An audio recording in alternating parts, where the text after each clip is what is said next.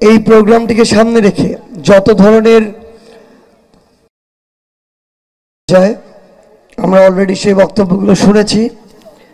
এবার আমরা একটু অন্য বিষয় নিয়ে ঘরোয়া পরিবেশে বাড়ির মতো একটু আলোচনা করতে চাই। কারণ আমরা মনে করি আগামীর বাংলাদেশ গড়ায় প্রাথমিকভাবে যে জগদ্দল পাথর সরানোর কথা ছিল, সরানো প্রয়োজন ছিল, সেটি তরুণ সমাজ সামনে থেকে নেতৃত্ব দিয়ে সরিয়েছে। কিন্তু এই সরানোই শেষ না, এটা কেবলমাত্র নতুন আরেকটা যুদ্ধের শুরু। এই যে এত বড় একটা জগদ্দল পাথর সরানো হলো, এরপরে তাদের যে ডালপালা, এগুলোর বিরুদ্ধে এই প্রত্যন্ত গ্রাম থেকে যদি একটি আন্দোলন না ছড়িয়ে পড়ে পুরো বাংলাদেশে, তাহলে ওই ডালপালাগুলো একত্রিত হয়ে আবার মাথা গজাবে।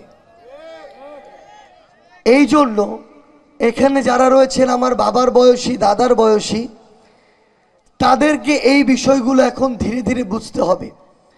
আমরা বিশ্বাস করি বিগত 16 বছরে তারা এই বিষয়গুলো ঠিকমতো অনুধাবন করতে পারেনি বলেই তাদের দায়িত্বটা তাদের সন্তানদেরকে নিতে হয়েছে, এবং তাদের সন্তানরা সামনে থেকে সেই দায়িত্ব নিয়ে এটাকে প্রাথমিকভাবে সফল করেছে। আজকে আমাদের উপস্থাপক বলেছেন আমাদের বোন ফেলানীর গর্বিত পিতা। আমি সরাসরি দ্বিমত প্রকাশ করছি। তিনি হচ্ছেন এই বাংলাদেশের যত পিতা রয়েছেন তাদের মধ্যে সবচেয়ে হতভাগা পিতা। কারণ ওই ভারতের বিএসএফ যখন অন্যায়ভাবে তার মেয়ের লাশ ওই কাঁটাতারে ঝুলিয়ে রাখে, তখন এই দেশের সরকার, এই রাষ্ট্র তার বিরুদ্ধে বিন্দু মাত্র কিছু করতে পারেনি। লাশ ঝুলিয়ে রাখার পূর্বের ব্যবস্থা তো গ্রহণ করতেই পারেনি, ঝুলানোর পরে বিচারিক যে প্রক্রিয়া সেটিও সম্পন্ন করতে পারেনি। এটা থেকে বোঝা যায় একটা সরকার, নাম আওয়ামী লীগ সরকার, একটা দল নাম বাংলাদেশ আওয়ামী লীগ, তার মাথায় একজন ব্যক্তি নাম শেখ হাসিনা কতটা কুক্ষিগত এবং জিম্মি হয়েছিল, কতটা পুতুল হয়েছিল, যেই পুতুলকে বাংলাদেশের বাইরে থেকে ভারত কিংবা ভারতের একটি সরকার, একটি দল পরিচালিত করত। এতটাই পুতুল যে একটা খুনের পর্যন্ত বিচার করতে পারে না। এখানে হয়তো যেই বিএসএফ অন্যায়ভাবে এই কাজটি করেছে সেই বিএসএফ এর এক বা একাধিক সদস্যের বিচার হতো, কিন্তু একটা সরকারের সেটা পর্যন্ত করার ক্ষমতা ছিল না। শেখ হাসিনা তার ক্ষমতা খাটিয়েছে এই বাংলাদেশের নিরীহ মানুষের উপরে, কিন্তু ওই শেখ হাসিনা কাঁটাতারের ওপারে ভারতের মোদির পায়ের তলায় গিয়ে বসে থাকত। ঠিক এ কারণে ওই খুনি হাসিনা শুধু তার ক্ষমতায় টিকে থাকার জন্য হাজারের উপরে আমার ভাই বোনকে নির্মম ভাবে হত্যা করেছে। এই খুনি হাসিনা বাংলাদেশের গুরুত্বপূর্ণ প্রতিষ্ঠানগুলোকে ধ্বংস করেছে। এই খুনি হাসিনা বাংলাদেশ পুলিশের মতো একটি প্রতিষ্ঠানকে তার ক্ষমতার অপব্যবহারের একটা টুল বানিয়েছে। এই খুনি হাসিনা বিডিআর এর মতো একটা সমৃদ্ধশালী প্রতিষ্ঠানকে বিএসএফ এর অনুগত বিজিবি বানিয়ে রেখেছে। এই খুনি হাসিনা সরকারি অফিসে বাংলাদেশ, এই সরকারি অফিসগুলোর কর্মকর্তা কর্মচারীদের কাছে এতদিন জিম্মি করে রেখেছে। আপনারা যে কোনো সরকারি অফিসে যান, সেটা হোক আপনার ভূমি অফিস, হোক হাসপাতাল, হোক কোর্ট, হোক থানা, প্রত্যেকটা জায়গায় আপনার টাকা দিয়ে কাজ করতে হয়েছে কিনা এই উত্তর আপনাদেরকে দিতে হবে। এই খুনি হাসিনা তার সকল ক্ষমতা বাংলাদেশের নিরীহ মানুষের উপরে খাটিয়েছে। এই খুনি হাসিনা তার ক্ষমতার বলে এই দেশের উত্তরবঙ্গের মানুষের উপরে বছরের পর বছর ধরে বৈষম্য করেছে। আমার এই যে খুনি হাসিনার প্রিয় বন্ধু, যেই বন্ধুর স্পর্শ তলে, ছায়া তলে, যেই বন্ধুর চাদরের নিচে এখনো এই খুনি হাসিনা গিয়ে আছে, এই খুনি হাসিনার বন্ধুরা যখন তাদের প্রয়োজন হয় বর্ষাকালে তারা পানি ছেড়ে দিয়ে কুড়িগ্রামকে ডুবিয়ে ফেলে। আবার এই খুনি হাসিনার বন্ধুরা যখন গরমে শীতে আমাদের পানি দরকার, ওরা পানি আবার আটকে দেয়।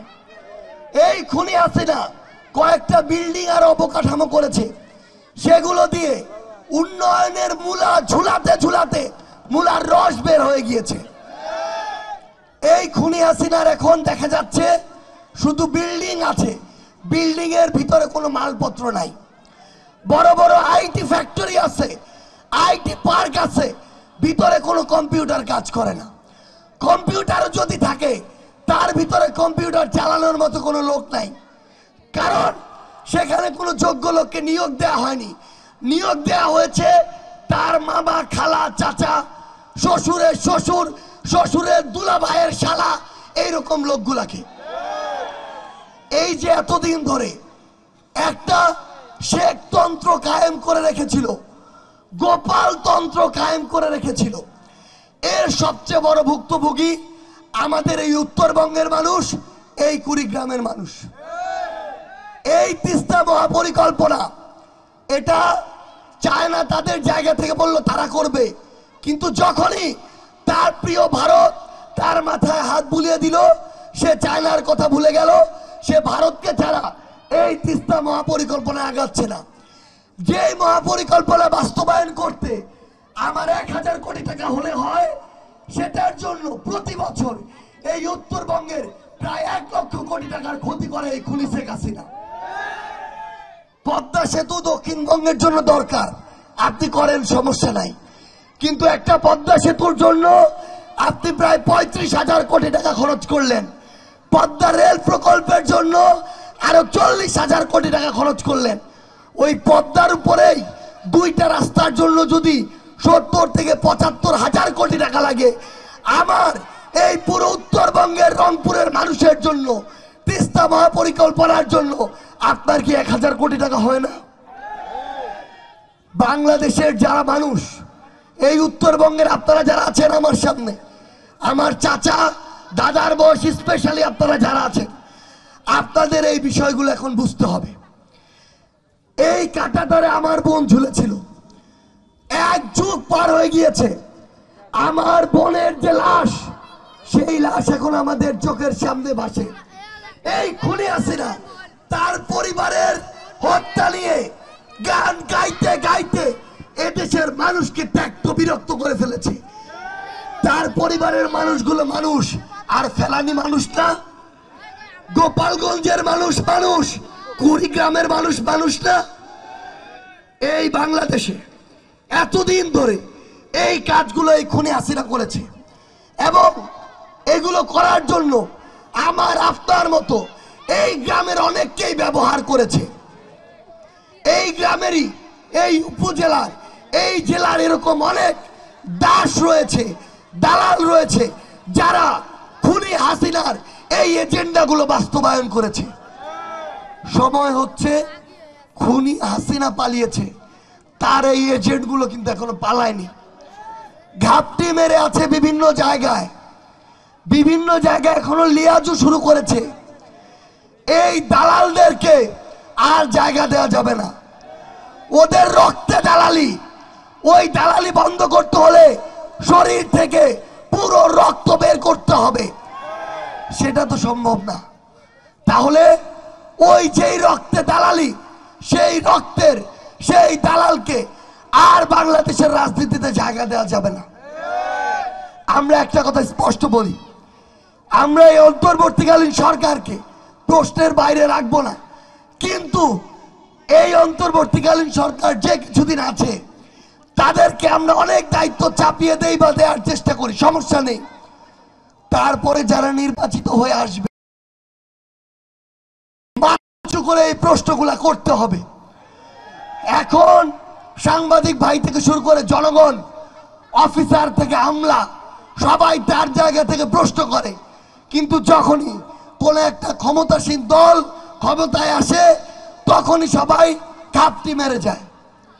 তখন যদি ঘাপটি মেরে যান, আবার নতুন করে শেখ হাসিনা তৈরি হবে, নামটা অন্য কিছু হবে, চেহারাটা আরেক রকম হবে, স্লোগানগুলো আরেক রকম হবে, আরেকটা নতুন নতুন স্বপ্ন দেখাবে। তার ডিজিটাল আর স্মার্ট বাংলাদেশের জায়গায় আরেকজনের আরেক বাংলাদেশ হবে, কিন্তু কাজ কামগুলা ওই খুনি হাসিনার মতোই হবে। এই জন্য নিজেদের জায়গা থেকে আমাদেরকে সাবধান হতে হবে। একটা জিনিস মনে রাখবেন, আমার বোন ফেলানি না, আগামীর বাংলাদেশের যত এমন ফেলানি হবে কারোরই বিচার হবে না যদি আমরা আমাদের জায়গা থেকে না ঠিক হই। আমরা এখন বাজারে গিয়ে সিন্ডিকেট যদি চালাই, আমরা আমাদের জায়গা থেকে যদি কোনো একটা জায়গায় গিয়ে চাঁদাবাজি করি, আমরা যদি আমাদের জায়গা থেকে ঘুষ দেই, ঘুষ খাই, আমরা যদি আমাদের জায়গা থেকে কোনো এক অন্যায়কারীকে সহযোগিতা করি, তাইলে এই অন্যায় শেষ হবে না। আপনাদেরকে একটা কথা বলি, নির্বাচনের আগে যে আপনার পকেটে 1000 টাকা ঢুকিয়ে দিয়ে বলে ভোটটা আমাকে দিস, সে আপনার সবচেয়ে বড় শত্রু। সে ওই 1000 টাকা দিয়ে আপনার 5 বছরের মুখটা বন্ধ করে দেয়। সে ওই 1000 টাকা দিয়ে পরের 5 বছর আপনার পকেট থেকে লাখ লাখ টাকা বের করার পথ করে দেয়। একটা জিনিস মনে রাখবেন, এই টাকা আপনার গণতান্ত্রিক যে ভোটাধিকার, সেই ভোটাধিকার কেড়ে নেয়ার যেমনি ভাবে খুনি হাসিনা কেড়ে নিয়েছিল, তেমনি ভাবে কেড়ে নেয়ার আরেকটা পথ। ওই টাকা তার মুখের উপরে ছুঁড়ে মারবেন, বলবেন টাকার দরকার নাই, যেদিন যেটা মনে হবে ওইটার জন্য প্রশ্ন করব, যদি উত্তর না দিতে পারিস পরের বার তোকেও খুনি হাসিনার মতো ছড়িয়ে মারবো। আমাদেরকে এই তরুণ প্রজন্মকে, আগামীর বাংলাদেশে আমরা যারা নাগরিক, আমাদের এখন চিন্তা ভাবনার পরিবর্তন করতে হবে, আমাদের আচার আচরণের পরিবর্তন করতে হবে, আমাদের স্লোগানের পরিবর্তন করতে হবে। আর দলকানা হওয়া যাবে না, মার্কা দেখে আর ভোট দেওয়া যাবে না। অনেকে বলে যে আজকে তো ফেলানির এখানে আসছি, এটার সাথে ওইটার সম্পর্ক কি? ওইটার সম্পর্কই সবচেয়ে বেশি, কারণ ওইটার মধ্য দিয়ে হয় আপনি একজন যোগ্য মানুষকে নির্বাচিত করবেন যে এমন কোনো ঘটনা ঘটতে দিবে না, কিংবা ঘটে গেলে তার বিচার নিশ্চিত করবে, অথবা এমন একজনকে ভোট দিবেন যেই অযোগ্যর কাছে আপনি আগামী 5 বছরের জন্য জিম্মি হয়ে যাবেন। সো সারা জীবনের ওই গুরুত্বপূর্ণ সময় যে একটা অধিকার আপনারা পান, দয়া করে সেই অধিকারটা হারাবেন না। আমার সামনে যারা ইয়াং জেনারেশন আছেন, আপনারা 100 জন দাঁড়িয়েছিলেন, খুনি হাসিনার 1000 জন দোসর আপনাদের সামনে দাঁড়ানোর সাহস পায়নি। নতুন বাংলাদেশ, তরুণদের নেতৃত্ব অভ্যুত্থান হয়েছে, এটা কেউ অস্বীকার করতে পারবে না। যদি অস্বীকার করে সে একটা ভণ্ড। আমাদের সাথে অনেকে ছিল, বিন্দু মাত্র দ্বিমত নেই, কিন্তু নেতৃত্বে এই তরুণরাই ছিল। আগামীর বাংলাদেশের যে কোনো সাংবিধানিক প্রক্রিয়ায় যারা জনপ্রতিনিধি হবে, হোক ইউনিয়নের, উপজেলার, জেলার কিংবা সংসদের, আমরা তরুণদেরকে দেখতে চাই ঐক্যবদ্ধভাবে। আপনার ইউনিয়ন, উপজেলা, জেলায় সবচেয়ে ভালো মানুষ, যে পড়াশোনায় ভালো ছিল, আচার ব্যবহারে ভালো, মন মানসিকতায় ভালো, কখনো ধান্দাবাজি করেনি, খারাপ ব্যবহার করে না, ক্ষমতার অপব্যবহার করে না, এমন একটা মানুষকে সামনে এগিয়ে দেন, পিছনে কয়েকশো তরুণ দাঁড়িয়ে যান, আপনাদেরকে কেউ আটকাতে পারবে না। যতদিন ওই ভালো মানুষদের হাতে, তরুণ প্রজন্মের হাতে আগামীর বাংলাদেশ থাকবে, আগামীর বাংলাদেশ কখনো পথ থেকে বিপথে যাবে না। আমার যারা এখানে অগ্রজ রয়েছেন, সম্মানিত যারা আমার বাবার বয়সী, দাদার বয়সী আমার অগ্রজরা রয়েছেন, আপনারা সন্তান হিসেবে, নাতি হিসেবে আমাদের ভুল ধরিয়ে দিবেন, পরামর্শ দিবেন, সঠিক পথ দেখাবেন, অভিজ্ঞতাগুলো আমাদেরকে বলবেন। কিন্তু একটা জিনিস মনে রাখবেন, বাবা একসময় দায়িত্ব পালন করে, কিন্তু সময়ের পরিক্রমায় সন্তানদের সেই দায়িত্ব নিতে হয়। এখন সেই সময় এসেছে আপনাদেরকে আপনাদের এই সন্তানদের হাতে দায়িত্ব বুঝে দিতে হবে। তাহলে আগামীর বাংলাদেশে আমার অন্য কোনো বোন, অন্য কোনো ফেলানিকে ওই কাঁটাতারে ঝুলে থাকতে হবে না। কেউ যদি বিন্দু মাত্র চিন্তা করে, হোক বিএসএফ নামে বা অন্য কোনো নামে, ওই চিন্তা করার আগে এই তরুণ প্রজন্মের ঐক্যবদ্ধ স্লোগান স্পিরিট তার বুকে কাফন ধরাবে, তার কলিজায় কম্পন তৈরি করবে। আজকে এই কুড়িগ্রাম থেকে এই ঐক্যবদ্ধ হওয়ার আহ্বান জানিয়ে এবং আমার বোন ফেলানি সহ এই বাংলাদেশ অন্যায়ভাবে হওয়া সকল হত্যার বিচারের দাবি জানিয়ে আপনাদেরকে আবারও ধন্যবাদ জানিয়ে শেষ করছি। আপনাদের সাথে আমাদের আবারও দেখা হবে, হয় কোনো সংগ্রামে অথবা বিজয়ে। সে পর্যন্ত ভালো থাকবেন। ইনকিলাব জিন্দাবাদ।